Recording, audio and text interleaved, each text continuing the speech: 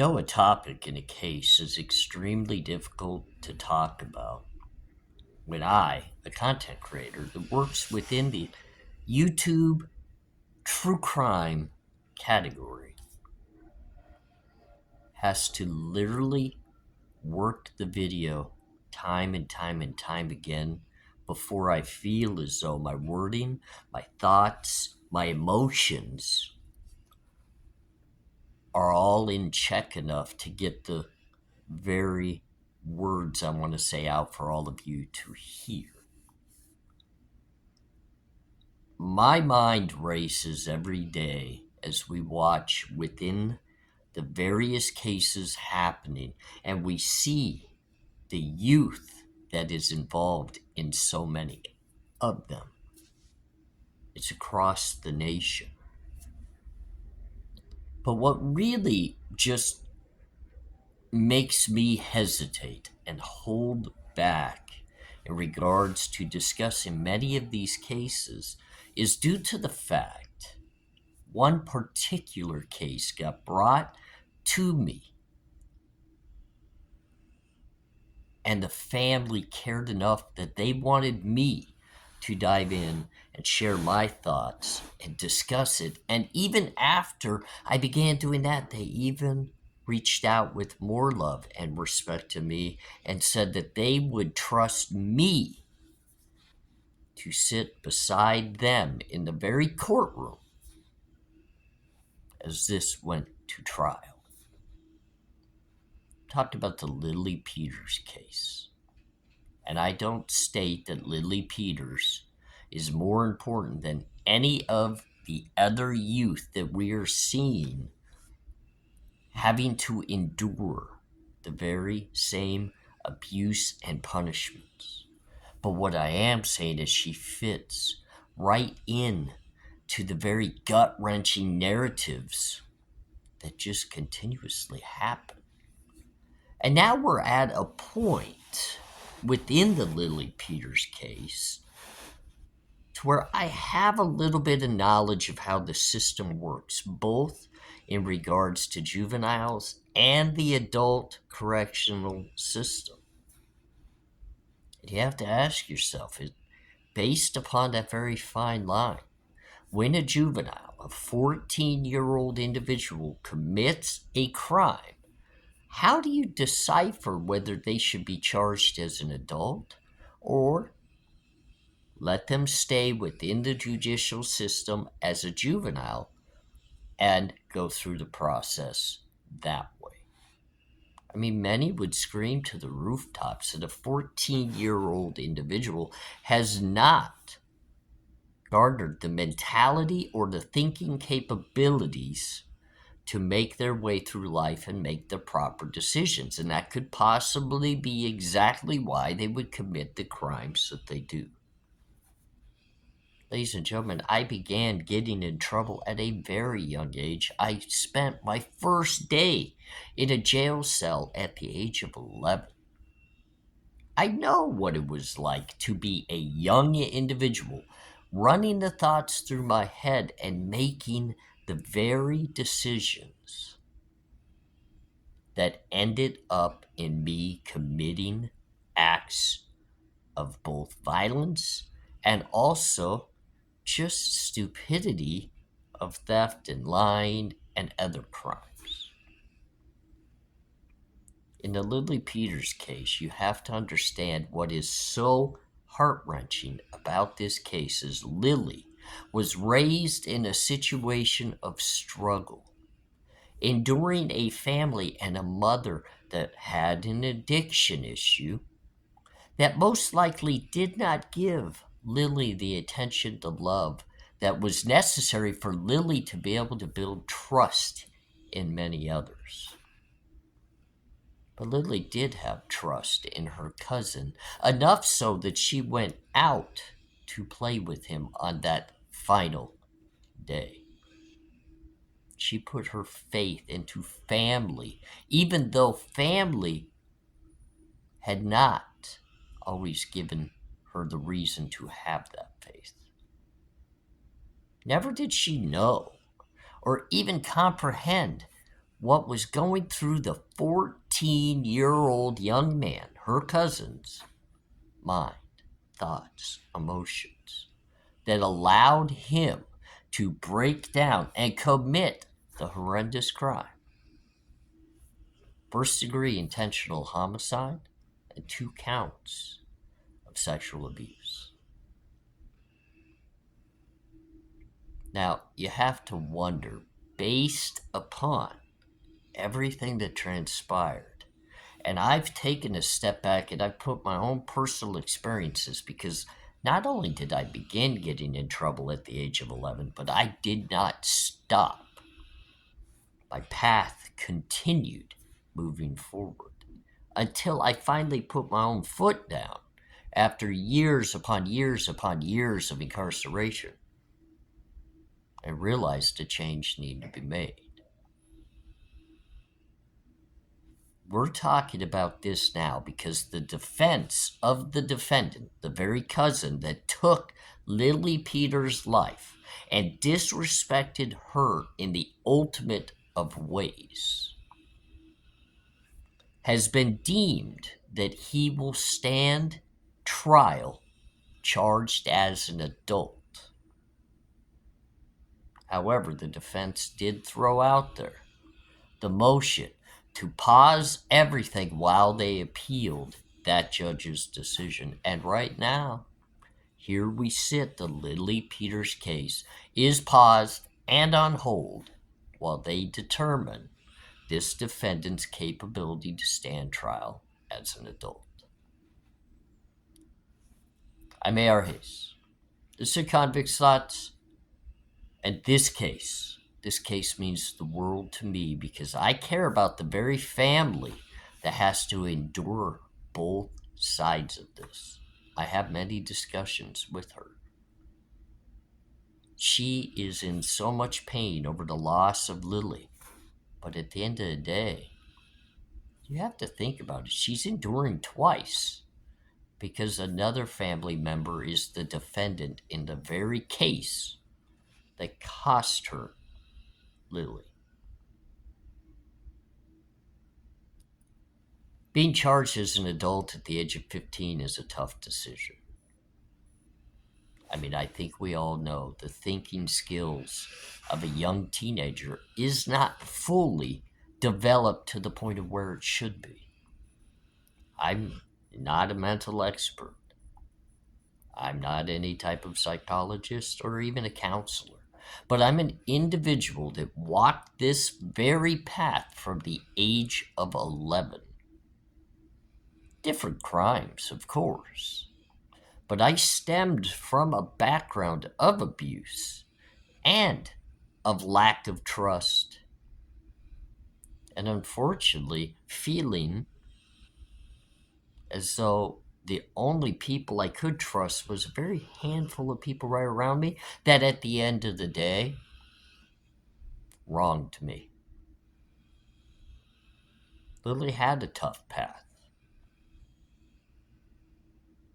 And she did put that trust into her cousin. But the problem is the cousin had a very rough path as well. And I feel as though he was fed and just kind of nurtured into a certain type of person. Did he know better? I personally kind of look at the situation where the father guided him based upon his own father's demons within him that caused him to commit the very crimes he did, that just kind of fed into the son. Almost as if the son idolized his father and wanted to be everything like him. So now we sit waiting on a decision on whether this young man is going to be charged as just a normal juvenile or as an adult. And let me tell you, the path in life for this young man, based upon this decision, it is going to make all the difference moving forward. I will tell you that based on experience. When a young man goes into the juvenile system, There's more nurturing, there's more learning, there's more teaching within that system to help these individuals still obtain education and grow within themselves to learn what respect truly is. Yes, within the juvenile lockup, there are still the gang issues and the many different avenues that a person could choose to go, but I'll tell you, it's nothing like the adult system. And what the problem is going to be, if this young man gets charged as an adult and found guilty, he's going to be in a very, very difficult situation because he's going to sit in solitary confinement as a juvenile till the day he turns 18, and then he's going to be released onto an adult yard with the types of people he's never been around before. These are not individuals that care that you are just still a nurturing child trying to grow into an adult situation. It doesn't work that way. It doesn't work with they don't care. Literally, when this young man hits an adult yard, he's expected to know the rules, walk the walk, and he's going to get tested, especially with the charges he has. Every state's a little bit different in regards to the politics, but this young man's going to have no patty cake of a walk. Whereas if he gets charged as a juvenile and gets to go through the juvenile system, he has an opportunity to earn an easier path moving forward, even a potential chance of getting out of being incarcerated. He will never see that day as an adult. As a juvenile, you can get life, but they add with the opportunity for parole to that. Not as an adult.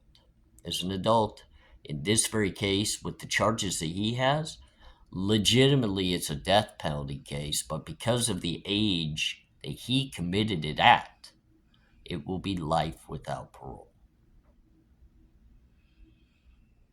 But I'm not sure that he wants that. His father taught him a certain way of conducting himself, and unfortunately, it got ingrained into his mentality that he acted out upon that, devastating Lily's life. And I believe this young man's father knew so much of how much his way of guiding his son fell into play of this case, he took his own life. So now, this defendant no longer has a father to stand beside him and help him through the very system that his father most likely helped him get into. But he doesn't have a lot of family support anymore either, because who's going to trust when he already took the life and the respect of the one young lady, 10-year-old little Lily Peters, that did actually give him that trust. But at the end of the day, it is a conversation that has to be had. It's hard when you are taught a certain way and then act out upon that, and you get locked up and incarcerated. It's hard to learn a different way within the system and the penitentiary. In all legitimacy, you become colder-hearted, and you become, in most instances, more violent and more devastating than you were when you went in before, because that's what you have to be. Even a young man like me that wasn't out to commit violent acts and didn't have the mindset that wanted to ever have violence towards others. When incarcerated, it happens, whether you like it or not. So we, as the people that look from afar on these very cases, that are watching these young individuals constantly now being abused, and then we're finding that most times it's an adult within the life that's doing it. But there are some times that those kids, the kids that should be in school running and playing and having a good time, are being bred and raised to do horrific things. And then at the end of the day, we have to figure out what is the type of punishment that best suits that crime. And I have to be very careful because I adore the family that is left with the devastation of this very case. I adore them, and I think about them all the time, and their emotional chaos and the feelings that have to be stewing within inside them, because I know if I was looking at a defendant that did something like this to my family, I know what I would be screaming for. Screaming. I don't know how I would look at it if it was my own family that committed the crime against my own family. Then what do you do? Then what do you think? And do you really trust and believe that the justice system can correct an individual that is so young, that committed such heinous crimes as these? Do you think that the punishment will actually change this individual? The thinking, the mindset, the emotional chaos. Do you think the correctional rehabilitation that they claim happens is going to make the difference? Or will we just have another forever violent offender? It's a tough one. My heart and my prayers and my love goes out to anybody that has endured these types of things within their family. But I'll tell you what, I'm going to be sitting in that very courtroom when this does go to trial, supporting the family that's left having to endure this. And I look forward to being over there and holding their hand as it goes through a very tough situation. But this is the question for all of you to ponder, because many of you have children and families and youngsters in your everyday life. They deserve all of your love and attention, right? They deserve every bit of help you could possibly give them. Are you willing, if you see an issue arising that you know could be extremely difficult for someone else moving forward, that it literally could possibly be stopped if you put your foot down and found help, are you willing to go get that help for the individual, for that young, up-and-coming individual, to stop these very things from happening? I hope so, because I don't want to cover any more true crime cases like the Lily Peters case. It's devastating. It's hard to do. Thank you for tuning in. We'll talk again soon.